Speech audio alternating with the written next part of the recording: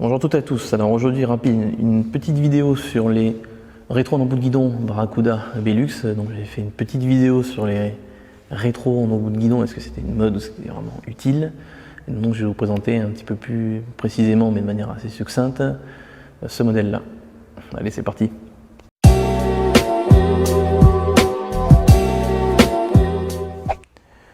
Alors voici donc ces rétroviseurs Barracuda Velux. Donc il faut savoir que ce sont des rétroviseurs universels, enfin le mécanisme en tout cas est universel, donc ça va dans n'importe quel guidon, comme la plupart des rétros en embout de guidon que l'on peut trouver sur le marché. Donc l'avantage de Barracuda, c'est que c'est une marque italienne, hein, donc ça, même titre que Rizoma, c'est très quali. Et effectivement ça coûte assez cher, hein, donc là, on est autour des 150 € pour les deux.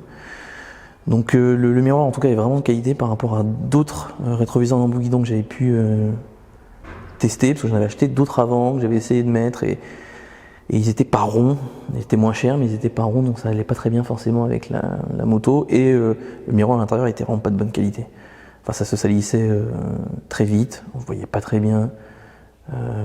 Ceux-là sont vraiment mieux quoi, et vraiment on voit réellement la différence quoi. Donc faut savoir qu'ils sont homologués ceux-là. Donc les ronds, ils sont un peu plus grands que ceux qu'on peut trouver en ligne sur AliExpress ou Wish, qui sont plus petits mais pas homologués. Ils ont une version plus petite que ceux-là, mais qui est non homologuée justement, parce qu'il y a une taille en France à respecter. En tout cas, pour l'installation, écoutez, c'est vraiment très simple.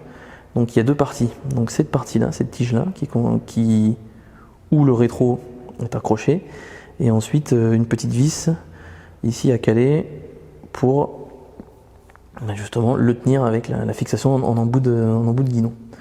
Donc cette fixation là, elle est assez simple à mettre, hein. Vous avez un embout métallique qui en serrant va grossir et du coup se serrer au niveau à l'intérieur du guidon. Donc là vous pouvez le voir, je peux tirer comme un malade, ça tient vraiment bien quoi. On peut voir qu'ils sont un peu plus inclinés, donc il y a un petit peu de marge ici en fait finalement. Le problème, comme je disais dans l'autre vidéo, c'est si je le mets totalement sur la gauche, donc en butée, bien à ce moment-là, ma main va toucher à chaque fois que je vais la lever. Donc sinon je suis obligé du coup de la décaler et ensuite de la lever. Enfin, ce qui est très chiant quand vous conduisez, c'est pas possible. Donc je l'ai décalé un petit peu. Le problème, c'est qu'effectivement, ça va prendre encore un peu plus de place sur le côté lorsque vous faites de l'interfile, donc il faut faire un peu plus attention. Mais vous avez la possibilité, si ça vous gêne pas de décaler la main et de la soulever, de la mettre tout simplement ici en butée.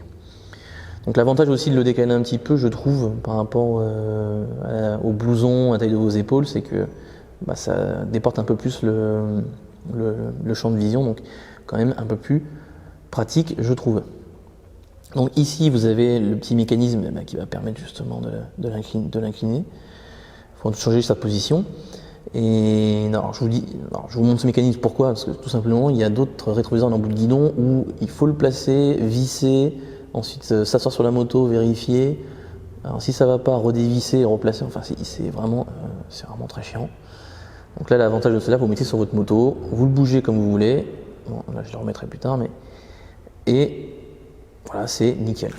Donc là il y a le petit Barracuda ici, Velux qui est écrit dessus, donc bon, on sent que c'est un produit effectivement italien, donc ça reste quand même très quali. Donc là on va passer au rétro de droite, donc celui au niveau de l'accélérateur. Donc important, c'est toujours de laisser ce jeu, hein, parce que sinon vous ne pouvez pas accélérer. Ça paraît assez logique. En fait, au moment où vous allez insérer, bien tout simplement vous allez visser tout doucement. Donc il y a une vis qui est sur le côté ici, et vous allez visser tout doucement pour pouvoir le placer en fait, et s'assurer qu'à chaque fois que vous le tenez et que vous tournez, s'assurer bien que l'accélérateur fonctionne bien. Une fois que c'est fait, vous allez mettre effectivement le rétro dessus, incliner un petit peu, laisser un peu de jeu pour pouvoir justement incliner pour être sûr, c'est-à-dire que vous vous mettez sur la moto et vous l'inclinez un petit peu comme ça, vous voyez si ça va bien. Ensuite vous enlevez tout simplement le rétro, vous terminez de visser, comme ça au moins c'est calé. Et après vous remettez, et après à vous de voir, comme je disais juste avant, est-ce que vous voulez les mettre en butée ou pas.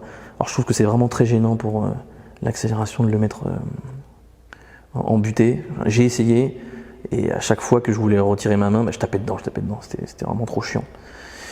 Donc j'ai pas le. Voilà. Enfin, je trouve que c'est plus simple que d'avoir une autre technique de décaler ma main sur la gauche et l'enlever. Donc je trouve ça pas top. Et bien sûr, bah, comme je lui disais, incliner de la même manière de l'autre côté, peut-être un peu moins celui-là. Bon, j'ai essayé de le faire à peu près correctement, mais c'est. Enfin, correctement.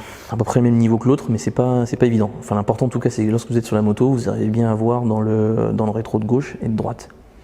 Alors, par contre, important, ne bougez pas les rétros lorsque vous les recevez. C'est-à-dire que vous les recevez, ils sont en position droite.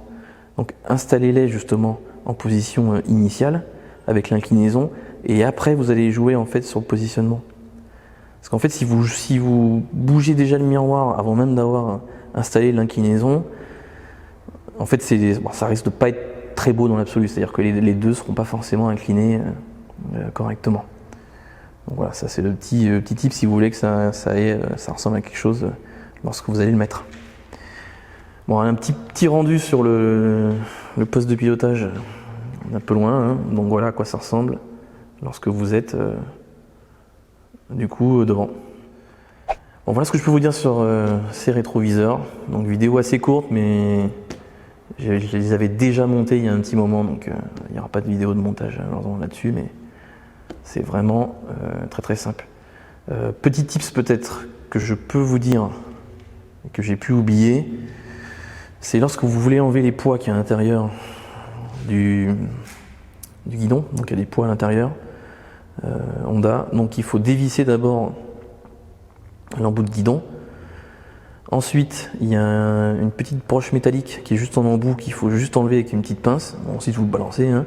Et ensuite, l'astuce, c'est utiliser de la WD-40 pour enlever le poids à l'intérieur. C'est-à-dire que vous gardez la vis de l'embout de guidon, vous le revissez sur le poids, vous mettez la WD-40 qui va lubrifier en fait tout autour du caoutchouc, parce qu'il y a des caoutchoucs autour du poids, et c'est ça qui est très difficile à enlever. Et ensuite, vous prenez une pince, vous tirez sur la vis, et ça vient tout seul.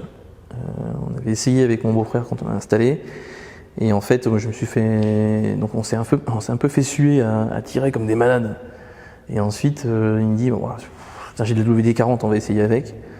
Il l'a mis dedans, il a tiré, bon, c'est venu tout seul. Bon, pour un on aura mis 15 minutes alors que pour le deuxième ça aura pris 30 secondes quoi. Donc voilà pour la deuxième petite astuce. Bon, merci beaucoup, passez une bonne journée et puis à la prochaine pour une autre vidéo. Ciao ciao.